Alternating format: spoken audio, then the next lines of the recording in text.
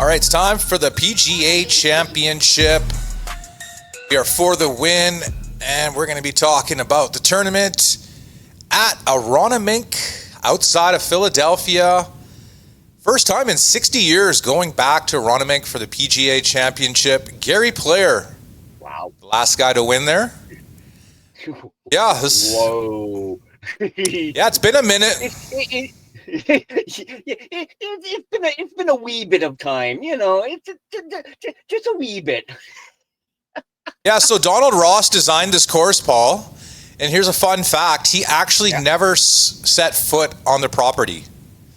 He did everything by photos and topography and maps and everything. He designed the course remotely and unfortunately passed away before he could actually check out the course, but this is what old Donnie Ross called his masterpiece before, obviously, he passed away. But he's done a lot of great courses.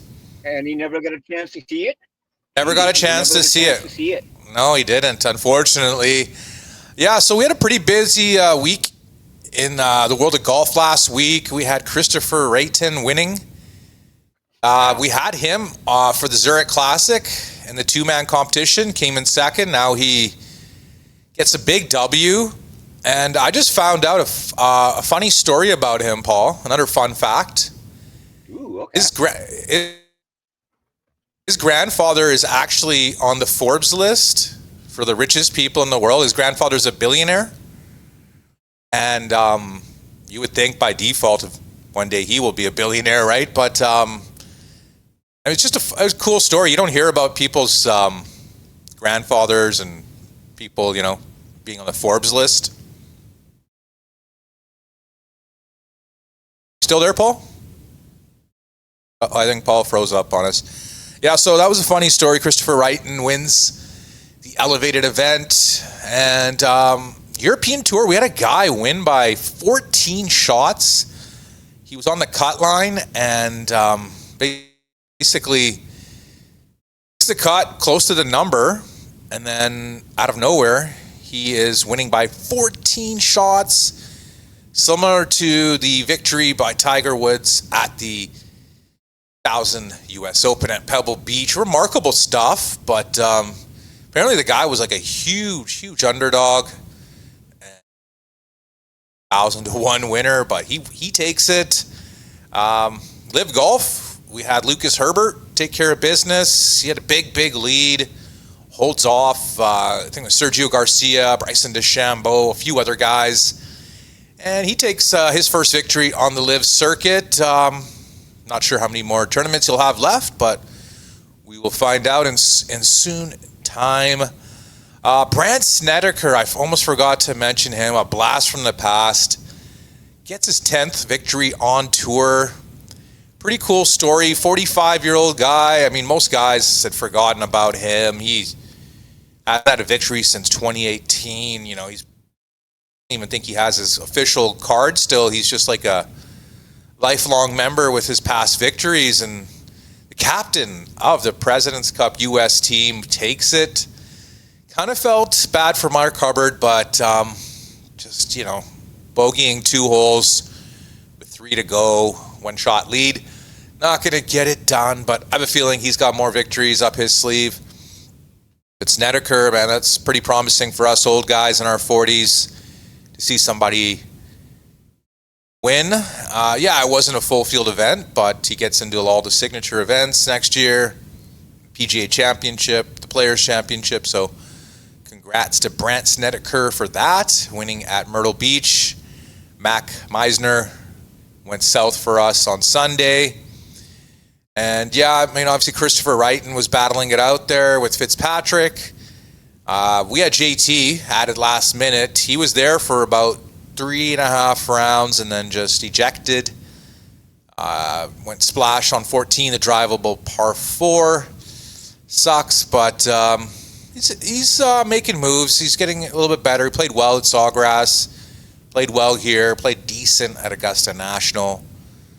So let's take a look at the PGA Championship at Aronimink. Par 70. Not the longest course in the world.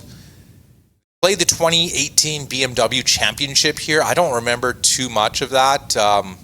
Went to a playoff. Bradley wins over Justin Rose. But this is an old-style course, huge greens. Definitely going to come down to bunker play. There's 170 bunkers on the course. That went into my 4 picks that I made for this week. All 4 guys are pretty good out of the bunker, and all 4 guys are pretty good lag putters because these greens are huge. You're going to miss it on the wrong section. You're going to have to putt it over a big hump or a big spine and leave yourself inside 3 or 4 feet for par or a birdie if you got an eagle putt. So I think those are the biggest keys this week, are sand play and lag putting. Obviously not being the longest course, I don't think that much of an advantage to the Bombers. And not much for course experience. They've only played it one time on the tour in the last 60 years. So it's kind of wide open. I mean, no one really is just scaring me that much. Obviously, Scheffler's got 3 straight top 2s, runner-ups on tour, including the Masters, RBC Heritage, and then at Blue Monster. So yeah, Scotty's in form, but I'm not too worried. I think it's pretty wide open, and looking forward to an old-style golf course. 4 days should be a fun finish. Let's start it off with my first pick of the week. We're gonna go with Xander Schauffele at 1-1. Former champ here in 2024. Hasn't been himself, I guess, maybe 2025, coming off that injury. Does have a victory this year at Japan. And, you know, he's makes the cuts at every major, top 20 merchant. I just see him sparking and elevating in this event here. His putting has been pretty shitty this year, no two ways about it. But, I mean, I think he's ready to spike. I think this is a perfect opportunity. And I think he can really get it around this course, shoot 4 rounds in the 60s, and maybe get somewhere in the 10 to 14 range. Proximity to the hole for him is usually pretty good as well, so I like that part. And he's not going to have to make too many putts, I think. I think he can just lag the ball close and do his job there, make some birdies on the 2 par 5s, the short par 4. And see if Xander can get to 3 majors. 2 PGA Championships would be kind of cool. I think so, being a Xander fan. So the next pick I got is a guy been way off the radar for years and years. Hasn't had a win in 4 years. It's kind of crazy to think that. But Patrick Cantlay has been playing some good golf the last 4 starts. Started at the Masters T12. 3 straight top 10 since. I mean, just too good of a golfer not to win a major, I think, in his career. He's not going to go 5 years between victories. I mean, I hope he's not, but I'm just saying that. I believe he's not going to. It got him at 55-1. And in this field, I think there's about 15 guys at the top of the board there. You know, they're in the 35, 40 to under range. And basically, you got guys like Cantlay right after that, who's kind of just knocking on the door. Hasn't been winning, so people aren't really seeing him play and contend so much. But he's just sneaky, been in that top 20 range. And, he does really well at majors. Makes the cut pretty much every single time. Thought he had a chance at the 2024 U.S. Open, the one that Rory and Bryson were battling it out for. So he's been there. He's knocked on the door before. And, hey, looks like we have Paul coming back to the show. Hey, Paul, what's up? That damn technological shit, eh? Bob was wearing 8 or 9 different fucking hats. I never know what the hell I'm doing 1 minute. Dude, I'm carrying a whole bunch of different hats in my back pocket right now. Yeah, it went down. I had to throw on. Let's go fix the internet hat. Yeah, Sorry all good, that. all good. Yeah, so I just said I'd Patrick Cantlay, 55-1, a guy who hasn't won in 4 years, but he's been doing well lately. I have a feeling about him. He's a proper player who. What about all the hype on Spieth? Spieth, All the hype no. that they got for Jordan Spieth right now. Yeah, I mean, he's always going to get hype because this is the major he needs to complete the career Grand Slam, but just not seeing it, Paul. He's not hitting the ball that well, and then his putting is just average. It's just kind of like, I think he's past his peak in professional golf, and I'm not saying he's a journeyman. I just think he's like a middling golfer. He'll be somewhere in the, top 30 to top 50, 60 in the world for maybe a few more years, and then we'll see what happens from there. But I just don't see Jordan Spieth contending. It's just a small bunch of guys. I'm going to go on to the two futures that I took. I don't know if it was right after the Players or right after the Masters, but I took Cameron Young at 26-1.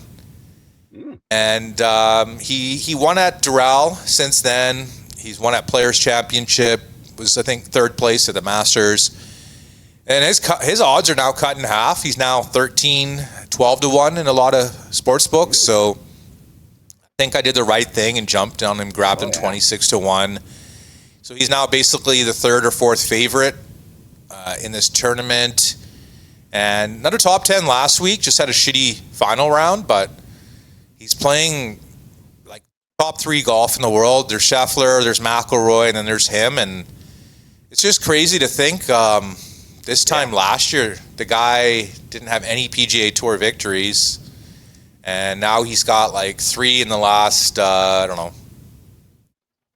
months. So obviously he's doing something right. And a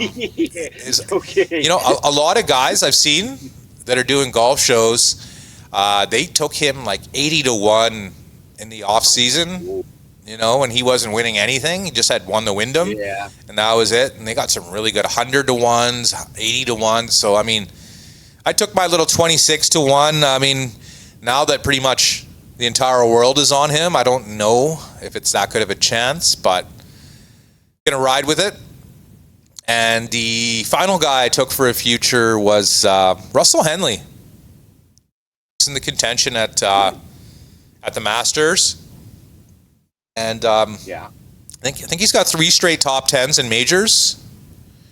The top 10 last year at the U.S. Open. He had a top 10 at the Open.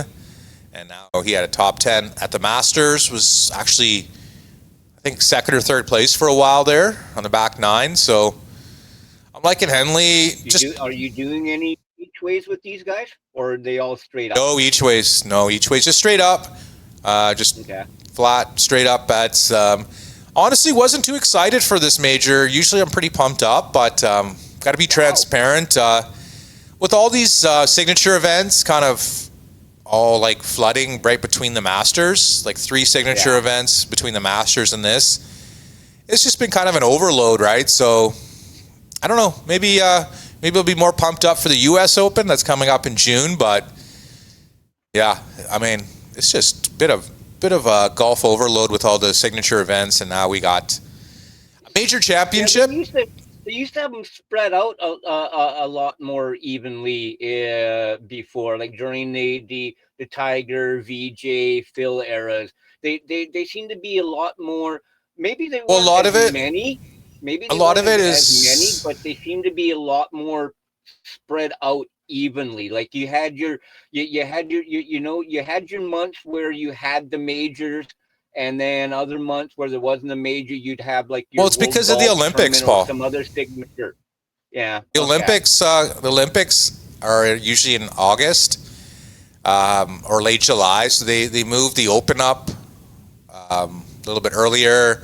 Then they moved the PGA to where the Players Championship used to be. Players Championship used to be in May for a while.